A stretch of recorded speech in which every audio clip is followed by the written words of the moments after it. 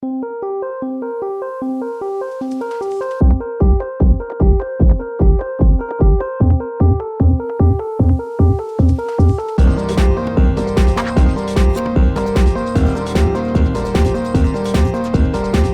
everybody, Dacob here. Welcome to my fashion bunker.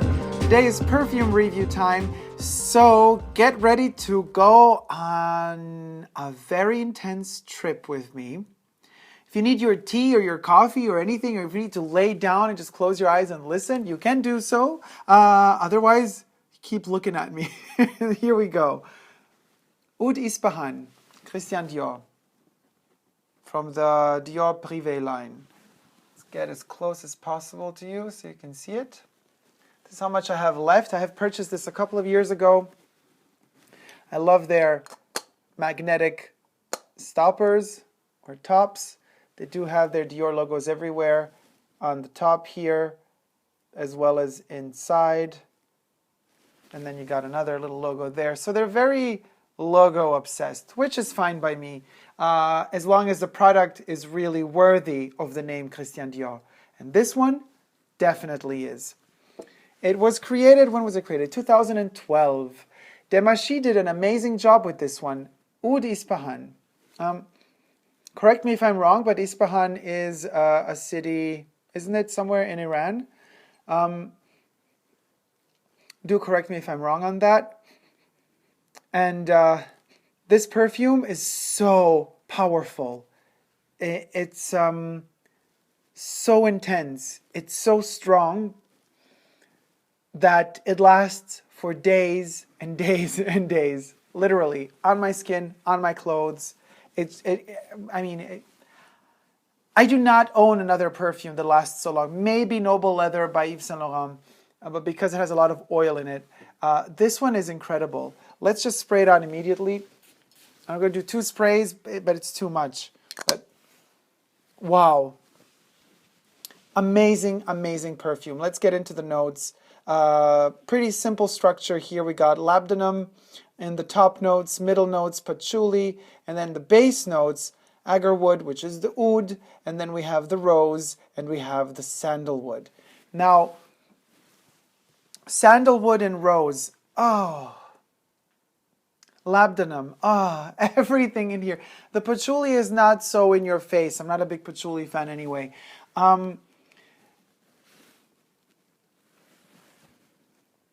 The labdanum is there. I also sense some sort of iris. Well, the labdanum mixed with the rose and the sandalwood might give that powdery touch as well. But so does iris. And since the Privé line was launched back in 2002-3-ish with the first 3 perfumes, which were Bois d'Argent, Cologne Blanche, and Eau Noire, iris was kind of the trigger to all 3 of them, except for Eau Noire that had more licorice and lavender in it. But this one kind of follows that tradition. It's more heavy and it's more opulent than Bois d'Argent, but at the same time, it definitely reminds me of Bois d'Argent in a way. Now, this would be its older brother or sister. This is a genderless perfume, thank God for that. It is marketed as unisex. The rose in here is divine. The liquid is pinkish. It's like rose water. You know, out of rose water, you could make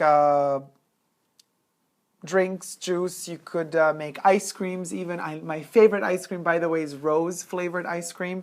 It's quite rare to find, but it's so delicate and refined. That's my favorite ice cream. I'm wearing this kind of color for the occasion because this all pinky kind of vibe around it is Oud Ispahan. So more than any other perfume that's classified as a sort of oriental, I would say this one, even by me, would be considered an oriental, and we're traveling. We are on the Orient Express, believe it or not, with this one. And it doesn't stop in Turkey. It goes way, way, way, way, way, way, way further down, down, down, down, down. It travels so far into the Middle East, through the Middle East, into the Orient, that we have the feeling that this weird Orient Express from the future is so fast that it kind of manages to travel into time. And as we hit into our time travel, we land into a world where there's only nature surrounding us, and it's divine. Fields and fields of roses, but these roses are from the future. They're morphed into, or from the past. Well, you don't know. It confuses you because once you're on this field, it's either past or future, but no matter what it is, it's not present. Whenever I smell Oud Ispahan, I am somewhere else, literally. So we're in this field of roses that are morphed into something majestic. If you could imagine a rose that the stem of the rose and the whole body of it is actually sandalwood. It's like a sandalwood would blossom roses, and the roses, as they open up, inside of them you have like drops of oud. And it's like an essence of oud. It's like little, it's as if when you would be walking through a meadow early in the morning and you have that slight wet, humid touch. That's how this oud is. It's not really dry. The oud is almost like a wet vetiver would be. And it's traditional. It definitely makes you feel like you are in a place that is sacred. It makes you feel that you are in a field of these sandalwood hybrid roses with oud in them. And the field is perfectly aligned. There is no asymmetry there. It's all symmetric. The sun is constantly shining. There is not a cloud in the sky. And whatever you do, you are constantly surrounded by this field of these sandalwood oud roses. And in the middle of a field is a sort of temple. You don't know, it does not belong to any religion. It does not belong to any particular belief.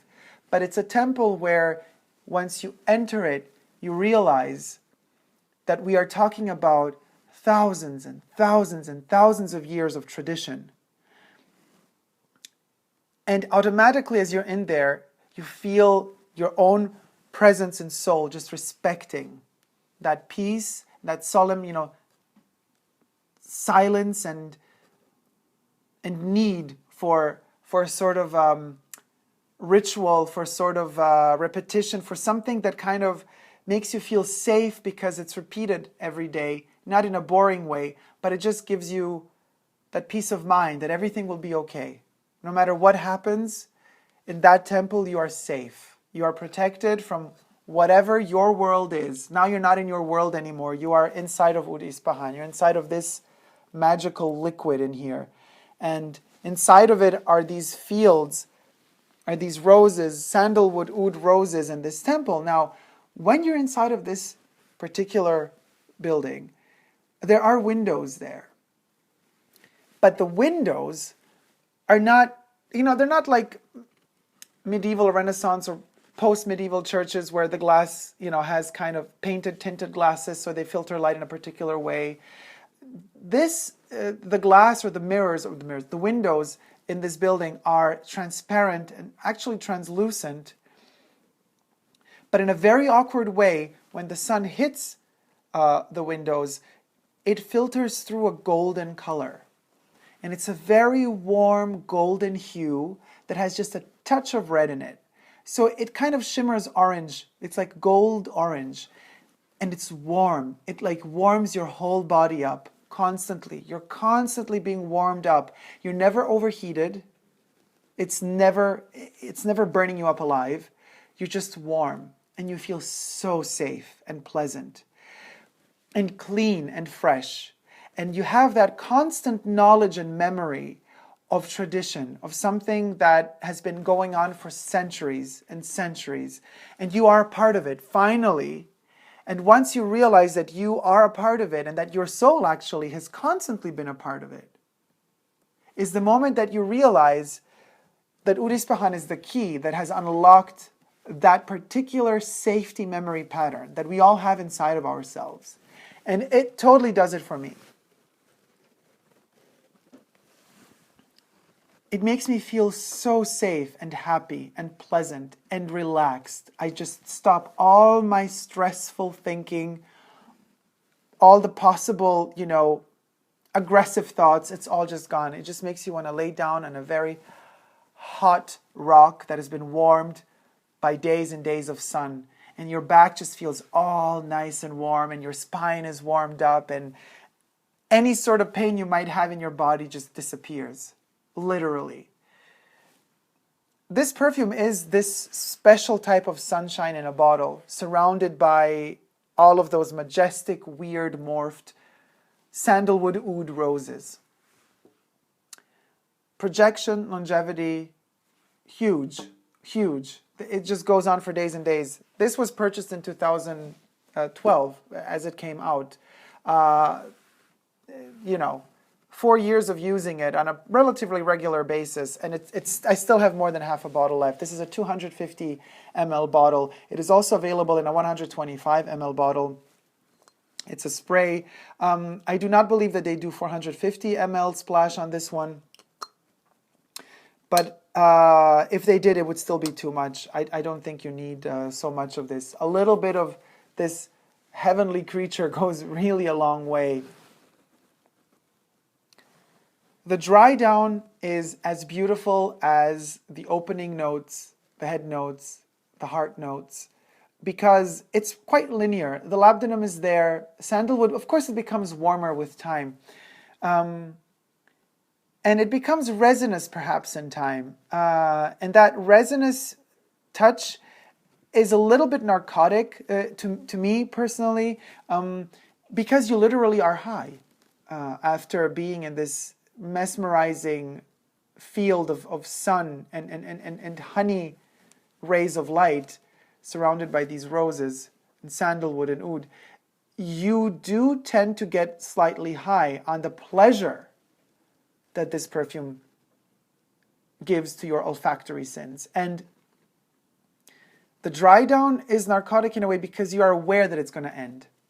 And this is the part of Oud Ispahan that is very dangerous to me, because it reminds you of death. And perfumes in general, and I have said this before, and I never stress enough to repeat it, there is something very poetic about perfumes, and it is a memory of death that follows them. It's the ending of something. In particular, to explain it easily, when you have, when a certain perfume that you love so much is being discontinued, you want to grasp onto it forever, but you can't. It will never be produced again. And if you buy a bottle online, secondhand, that's maybe 10, 15 years old, it's not going to smell the same. It's already evolving, it's changing, it's mutating into something else. It's dying. And that's what's so beautiful about perfumes, because when you put on a perfume that you love so much, you want to stick to it, you want to attach yourself so tightly to this emotion, this scent that you love so much, and yet it fades. It leaves you at a certain point, and you know it's going to leave you at a certain point, and you have to learn with every spray you give yourself of this perfume, you have to learn anew, over and over again, that it will come to an end, that you will have to learn to let go, and that at one point, perhaps once the bottle is empty and the perfume is discontinued, you will never smell it again. All you will have left is a memory pattern of it within your soul, which you will then give on to the next generations to come. So this kind of connection to death and the notion of death is something extremely beautiful, because to me personally it renders death more acceptable, and letting go of loved ones more acceptable. And I know some of you who are following me have had, unfortunately, people passing away in the past weeks and months. You know who you are. I'm not making names. You know how much I love you and how much I'm thinking of you all the time. And we all love perfumes. And I do believe that together, when we find our companions, they linder that pain. They linder that sense of mourning that just would not let us go. I immersed myself in perfumes after my father passed away. And this was one of those, together with Chanel No. 19, that helped me get through the pain. So I hope this video kind of helps you guys understand that perfumes should not be luxury. They should be for everybody. They should be attainable, purchasable, gettable by everybody. Because they're necessary for our souls. They are food for the soul. Thank you so much for watching. I hope you liked this video. If you did, do a thumb it up, please.